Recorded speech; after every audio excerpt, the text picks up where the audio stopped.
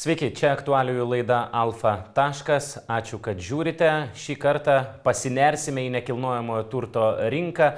Pasižiūrėsime, kokie ten skaičiai ir ką jie žada mūsų ateičiai. Na ir konkrečiai turbūt šiandieną pasiremsime Eurostat naujausiais duomenimis. O tie duomenys rodo, kad per 15 metų būsto kainų didėjimas Lietuvoje siekia 202 procentus. Tai kodėl taip atsitiko, ar reikia bijoti šitų skaičių ir kas laukia toliau? Apie tai šiandieną pokalbis. Nuotoliu prie mūsų prisijungia Lietuvos nekilnojamo turto plėtros asociacijos vadovas Mindaugas Statulevičius. Sveiki. Labadiena.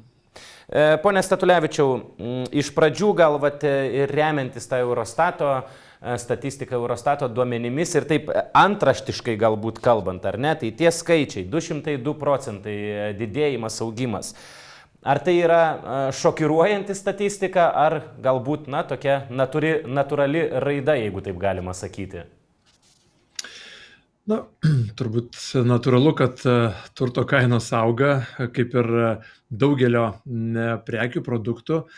Tai nereikėtų čia labai kažkokio tai šoko išvelgti, bet dekonstruojant šitos skaičius, dekonstruojant tą visą 10 metų laikotarpį, galim pasižiūrėti pagrindinės priežastis, kasgi tai lėmė, nes Lietuva, kaip ir sakėt, yra viena iš lyderių. Tačiau kodėl nėra viena iš lyderių kartu su kitomis keliomis šalimis, kuo mes skiriamės, tarkim, nuo Skandinavijos šalių ir kas prie to labiausiai prisidėjo. Tai pagrindas turbūt yra tai, kad visgi buvo gana žema bazė prieš 10, prieš 15 metų, kuomet šie duomenys yra pradedami skaičiuoti ir šiame tyrime lyginami. Mes buvom tik atsigavę po nekilnojamo turto, po finansų krizės ir tikrai tiek pasiūla, tiek turto kokybė, kuri buvo siūloma, kas buvo statoma, kalbant apie būstą, tikrai buvo labai, jeigu taip galima pasakyti, sąlyginai iš šių dienų perspektyvos skurdu. Reiškia, statomas daugiau ekonominis segmentas, statoma atsargiai, projektų nėra daug ir natūralu, kad ta palyginamoji bazė yra gana žema. Daug stipresnį impulsą davė, turbūt pirmas toks impulsas, tai buvo euro įvedimas. Euro įvedimas 15-16 metai tikrai prisidėjo prie to, kad pasitikėjimo mūsų rinka gerokai padaugėjo, atėjo tarptautiniai žaidėjai, tarptautiniai investuotojai, pradėjo kurtis tarptautinės kompanijos gerokai drąsiau, atsirado nauja pasiūla, naujas turtas statomas, natūralu, kad jisai yra brangesnis. Ir ta pati turto kokybė, jinai pasikeitė, jau kalbant apie, tarkim, reikalavimus statyboms, išbaigtumą, infrastruktūros klausimus, želdynus, energetinio efektyvumo rodiklius, tai mes lipom visą naujesnio laiptelio, ant aukštesnio laiptelio visą šį laikotarpį ir dabar esame gana aukštai. Tai ta kaina, reikia suprasti, ta turto kaina sukūrimo, reiškia ir pardavimo kaina, jinai labai tiesiogiai koreliuoja su ta kokybė, kurią mes gauname, su ta architektūros kokybė, su ta statybos kokybė, išpildymo, aplinkos, kurioje mes gyvename. Tai iš tos perspektyvos žiūrint, turbūt tie skaičiai nėra tokie kažkokie labai anomališki ar nesuprantami. Tiesa yra ta, kad turbūt stipriausias toks šuoliukas vyko pastarosius turbūt 4-5 metus po kovidinių laikotarpių, kuomet ta rinkoje buvo susidarę bent 2 laikotarpiai, kada tokia suspaustos spyruoklės principai veikia, tai yra pirmiausia iškart po kovido, antrasis po Europos centrinio banko skatinamosios, sakykime, politikos ribojimo pabaigos, jeigu taip galima teisingai suformuluoti, 2024 metai, kuomet Euriboras pradėjo mažėti, tada vėl tą matom spyruoklė atsileido ir nekilnojamo turto rinka tikrai pademonstravo gerokai išaugusią paklausą. Natūralu, kad kai išauga paklausa, į tai reaguoja rinka. Jeigu turim ką pasiūlyti, rinka yra tokioj subalansuotoje balanso stadijoje, jeigu pasiūlos trūkumas yra, natūralu, kad spaudimas kainom yra didesnis. Tai štai kelios tokios bangos, 20-21 metai, 24 metų pabaiga ir šių metų pradžia, matyt, lemia tai, kad mes turim tokius kelis naujus laiptelius, ant kurių pamažu lipam. Ir žiūrint į perspektyvą, į ateitį, tai matant reikalavimus statyboms, matant statybos darbų kainų augimą, medžiagų kainų augimą, darbuotojų trūkumą, dėl kurių tenka konkuruoti su užsienio rinkomis, su valstybiniais užsakymais, natūralu, kad kaštai tikrai nemažės. Jeigu nemažėja kaštai, natūralu, kad ir sukūrimo kaina ir realizavimo kaina taip pat išliks aukšta. Tai apie ateitį mes būtinai dar pasikalbėsime, bet dar aš noriu vis tiek sugrįžti į tą augimo laikotarpį, kuris čia Eurostato buvo skaičiuotas, ir tos priežastis, kurias jūs išvardijote, ar ne, tai yra ir tas pokrizinis atsigavimo laikotarpis, ir covidinis laikotarpis. Tai vis dėlto tai yra globalios priežastis, tai nebuvo lokalios kažkokios tai priežastis Lietuvoje.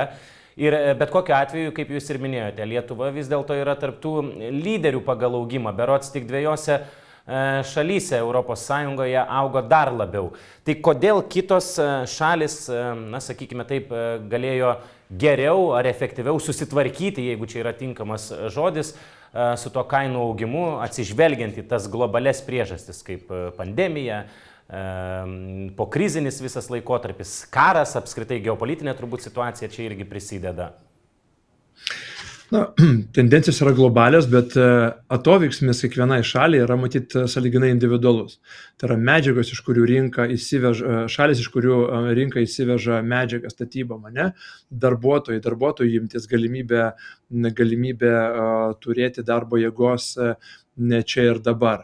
Gyventojų migracija, labai irgi svarbu. Jeigu miestai auga, jeigu miestai plečiasi, jeigu poreikis didėja, darbuotojų antplūdis į miestus yra didelis, tai poreikis natūralu, kad augs. Jeigu demografija yra gana nuosaiki arba tam tikrose šalyse yra ir mažėjimo tendencijų, netgi didmiesčiuose, tai natūralu, kad tenais nekilnojamo turto rinka bus gerokai pasyvesnė.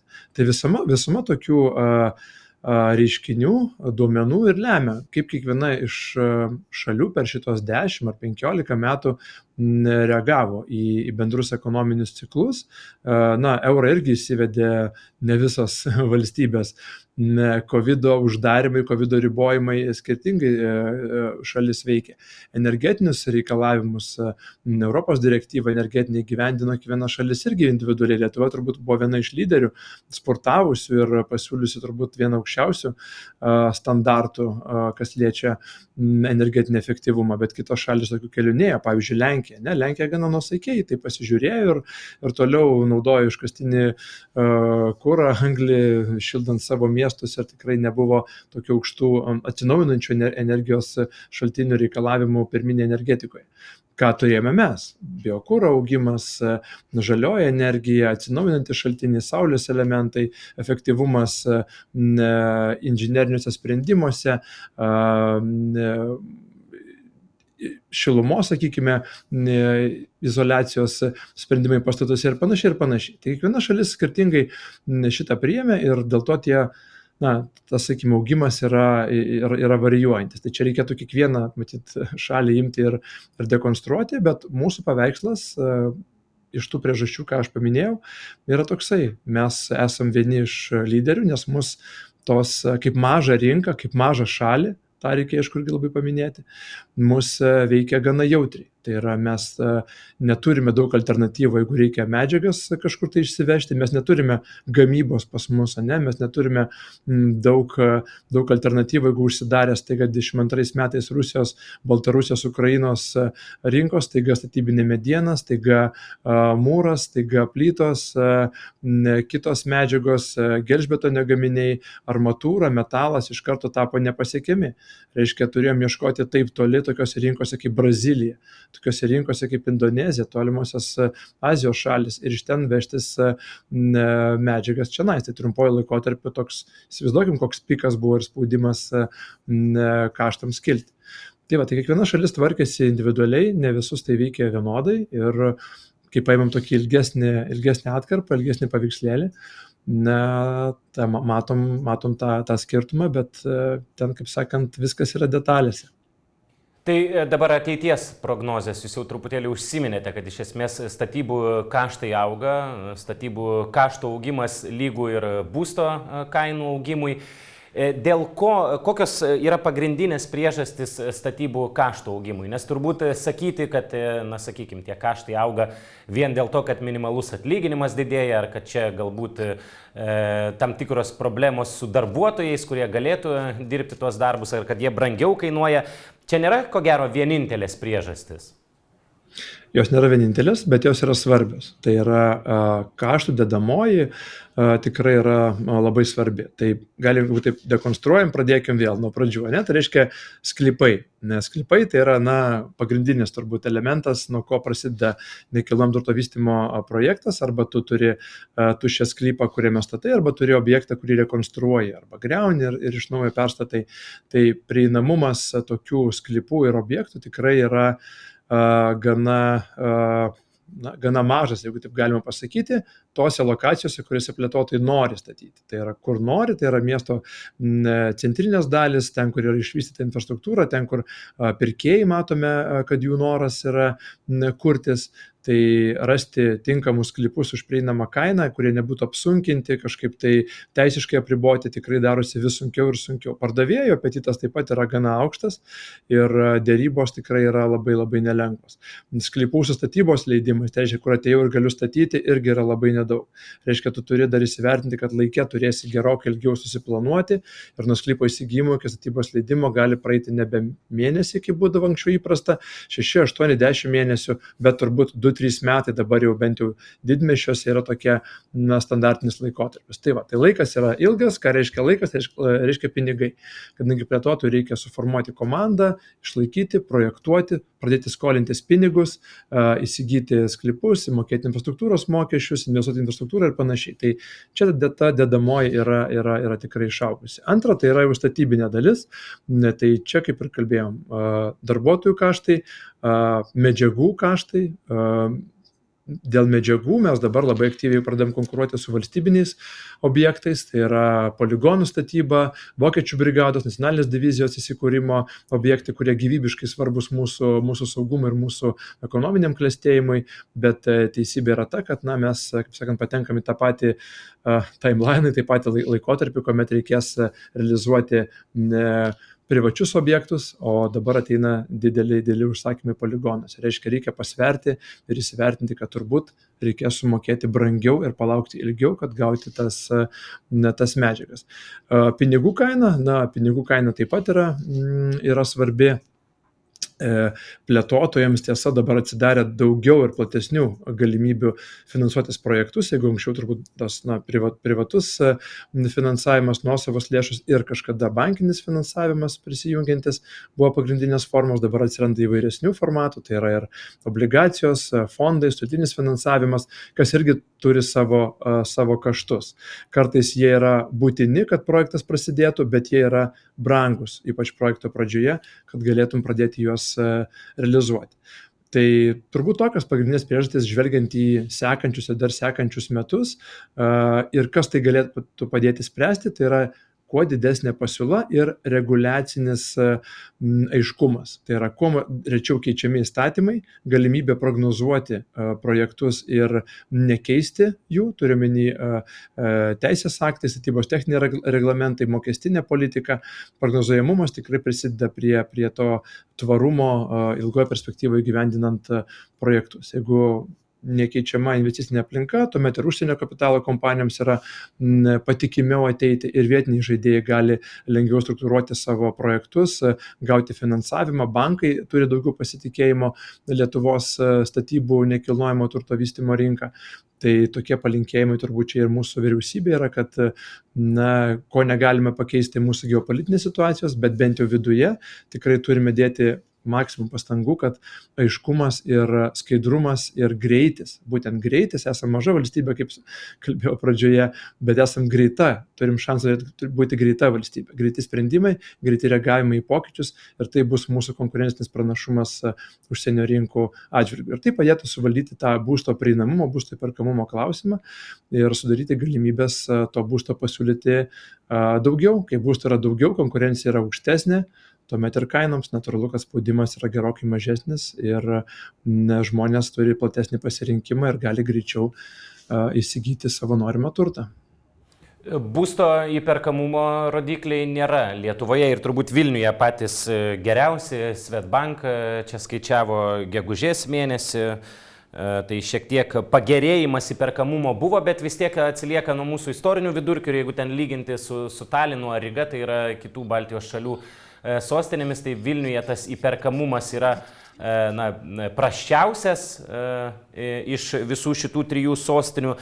Bet aš, jeigu gerai suprantu, tai tie didėjantis kaštai, tiek statybų, tiek būsto kainų augimas nepadaro rinkos pasyvesnę. Ta prasme, kad netrūksta ir nekilnojamo turto sandorių, nei statybų mažėja. Ar neteisus esu? Be abejo, kaštai yra didelis iššūkis, tačiau paklausa yra labai stiprus variklis rinkos ir atsigaunanti paklausa, žmonių galėjimas gauti paskolą nuo sekančių metų, kaip žinia, to galėjimo, gebėjimo gali būti ir daugiau. Lietuvos bankas šiuo metu vykdo konsultacijas dėl atsakingo skolinimosi nuostatų pakeitimų ir tai būtų labai svarbu ypač pirmojo būsto pirkėjams, nors ir kainos pamažu auga natūraliai, tačiau prieinamumas jisai neprastėja arba netgi truputį ir lėtai gerėja šiemet, nes atlyginimo augimas yra artimas 10%, viešajam sektoriuje apie 10, truputį virš 10, privačiam truputį mažiau, bet apie 10 jisai išlieka. Reiškia, tai jau aplenkia vidutinį būsto kainų augimą. Tai didesnis prieinamumas per finansinius mechanizmus, per galimybę pasiskolinti iš komercinių bankų, turėti mažesnį pradinį įnašą, vietoj 15 dabar svarstoma 10%, vietoj 40 jau 50% bus galima skirti mėnesinių pajamų aptarnavimui tos paskolos.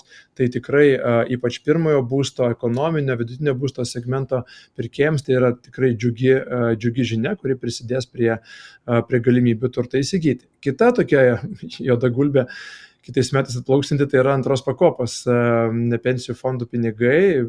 Daug svarstymų, vertinimų, spėliojimų, kiekgi čia nekilnojamo turto rinka ateis, bet faktas, kad dalis tikrai ateis.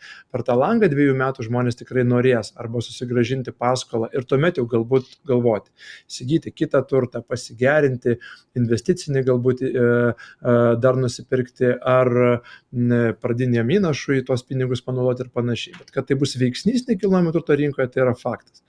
Tai čia irgi vienas iš tų skatinamųjų veiksnių, kurie prisideda prie to, kad NT plėtotojai tikrai yra paruošę projektus, paruošę tuos, kurie turi statybos leidimus arba skuba užsitikrinti ir gauti naujus statybos leidimus, kad galėtų atliepti tą paklausą ir kad spaudimas kainoms nebūtų toksai stiprus ir būtų abipusis balansas. Rinka susitiktų pardavėjo ir pirkėjo.